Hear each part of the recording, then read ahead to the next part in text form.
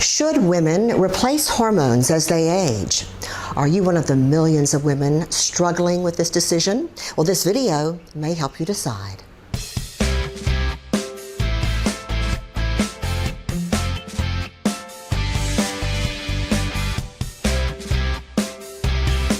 Everyone, I'm Judy and welcome to Sexy in Your 60s, Beauty from the Inside Out.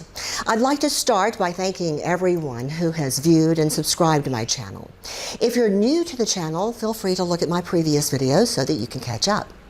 Last week I told you what I believe is the most powerful weapon in the war on aging, bioidentical hormone replacement. You learned about our three main sex hormones, estrogen, progesterone, and testosterone, and what happens to our bodies when the levels decrease with aging. But what role do they play in a woman's body before the aging process begins? This is important to know because it will help you in your decision whether to supplement. Well, first of all, what is a hormone? The Greek word hormone means to arouse activity or excite, and that's exactly what they do. They're chemical messengers that are made in one part of the body, such as the ovaries, but they work on other more distant organs, such as the heart or the brain. Now, nature has given us dozens of hormones, and when they work properly, they act like a fine-tuned symphony, and they regulate all of the functions of our bodies. But when they're out of balance, the body begins breaking down. I'm going to focus today on only two of our sex hormones, estrogen and progesterone. Testosterone will be discussed in next week's video. So let's begin today with our main hormone, estrogen. The body makes three types of estrogen: estradiol, estriol, and estrone. Estradiol is the most common type in women of childbearing age and is responsible for reproductive functions. It acts as an antioxidant, increasing good cholesterol and reducing the bad. It has brain, bone, and heart protective effects. Now, estriol is the main estrogen produced during pregnancy. It's generated in the placenta, and it maintains pregnancy, protects against breast cancer, controls the symptoms of menopause such as vaginal atrophy, dryness, and incontinence. But it doesn't have the protective effects of estradiol. And estrone is the main estrogen produced after menopause. It is considered the bad estrogen. High levels of estrone may increase the risk of breast cancer. It is not used when supplementing with bioidentical estrogen. Only estradiol and estriol are used. Now, moving on to progesterone. It has a calming effect on the body. It balances and opposes estrogen, lowering your risk of breast and uterine cancer. It prepares the uterus for pregnancy, and it also lowers blood pressure and cholesterol. It's anti-inflammatory and thickens scalp hair. It enhances thyroid function and improves libido. Progesterone is an excellent therapy for PMS to decrease headache and bloating associated with your period. Testosterone is a very, very important component of the hormone symphony. I'm going to discuss its benefits and the role it plays in women's health as well as men's health in next week's video. You don't want to miss that one. Now that you see the role and the benefits of our sex hormones, you'll recognize the difference they make when they begin to decline with age. I want to take you on a trip now, back in time, let's say about 20 or 30 years ago, and show you what started the chain of events that led to the decline of your hormones and their eventual shutdown. In our early 40s, estrogen and progesterone began to decline, and most importantly, go their separate ways. I want you to take a look at this graph. You can see that both hormones begin to decline at this time, but you also see a significant drop in progesterone. Your body now has more estrogen than progesterone, and that is called estrogen dominance. Your hormones are no longer balanced, and this is Mother Nature's way of preparing a woman for menopause.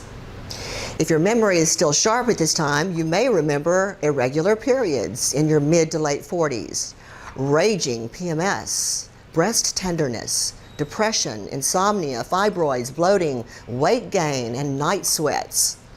And the list goes on and on. The cause? Too much estrogen and not enough progesterone. It's the imbalance of those two hormones that causes these problems, and it gets worse after menopause. It's important to know that after menopause, the ovaries no longer make hormones. However, the adrenal glands, which sit right above the kidneys, will make extremely small amounts of estrogen and testosterone, but they will never again make progesterone. Fat will also make estrogen, whether it be in the breasts or anywhere in the body, and it will make the estrone the bad estrogen. What does that mean for post-menopausal women? Without supplementation with progesterone, you will be estrogen dominant for the rest of your life. The most important thing I want to stress to you today is that hormone imbalance can set off a chain of unhealthy events, such as breast and uterine cancer. In my last video, I told you that balanced hormones don't cause cancer, and that is true. However, the imbalance of hormones can contribute to some cancers. About 80% of all breast cancers are estrogen receptive. That means the cancer cells grow in response to estrogen. Without progesterone to oppose or block the effects of estrogen, the cancer has a possibility to spread. In my opinion, that's the most important reason to supplement with progesterone. And I say this because I am a breast cancer survivor. I was diagnosed in my early 40s when my progesterone level was low and estrogen level high. Now basically, I was estrogen dominant and my cancer was estrogen receptive. I caught it in a very early stage and just had a lumpectomy. I was lucky. It was non-invasive in situ. That means it had not spread to any other organs. And because it was small, rare, and slow growing, I opted to receive no treatment, including tamoxifen, which would have thrown me into menopause at age 42. But I did begin research to try and understand why me, when no one in my family had ever been diagnosed with any type of cancer. I'll never know exactly what caused the cancer, but I did learn that because I was estrogen dominant, it was critical that I oppose my estrogen levels. So I began bioidentical progesterone and testosterone supplements immediately. And after menopause, I added Biest, which is a combination of the two good estrogens we make. Now, 20 years later, I've never had a recurrence with breast or any other cancer, and that's why I'm such an advocate for natural hormone replacement. Now, this is my experience and only mine. I only share it with you because I believe it's important to be proactive in the fight against cancer. The best thing you can do is prevention with self-breast exams and discuss a recommended Pap, pelvic, and mammogram with your healthcare provider.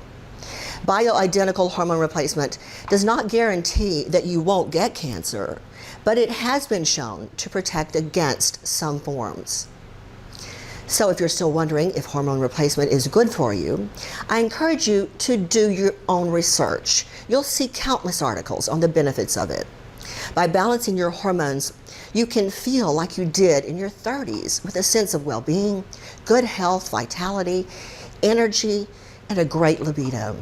It's important to find a doctor who's specifically trained in bioidentical hormone replacement and knows how to dose it, most importantly. You can find these doctors by searching the following keywords online: BHRT, which stands for bioidentical hormone replacement, or integrative medicine, or complementary medicine. If you're a candidate, they will prescribe a dose of natural hormone replacement that will help bring your hormones back into balance. If you're frustrated by the decline in your body as it ages, bioidentical hormone replacement may be a remedy that you need. It will definitely enhance the quality of your life and possibly even prevent premature disability and death. The choice is yours. The process of growing old prompted Mark Twain to declare that age is a case of mind over matter. If you don't mind, it doesn't really matter. Well, you can either look and feel your age or look and feel healthy and sexy in your 60s, or any age for that matter. I hope you'll tune in to my next video, which will address our third major sex hormone, and that's testosterone. Yes, ladies, we make testosterone just like men. In fact, we make 10 times more testosterone than we do estrogen. Without it, we couldn't be a woman. And that is your thought for the day. So please join me on this journey of exploration by subscribing to my channel and hitting the notification bell for a new video. I welcome your questions and comments and would love to hear from you. Take care, and I'll see you next week.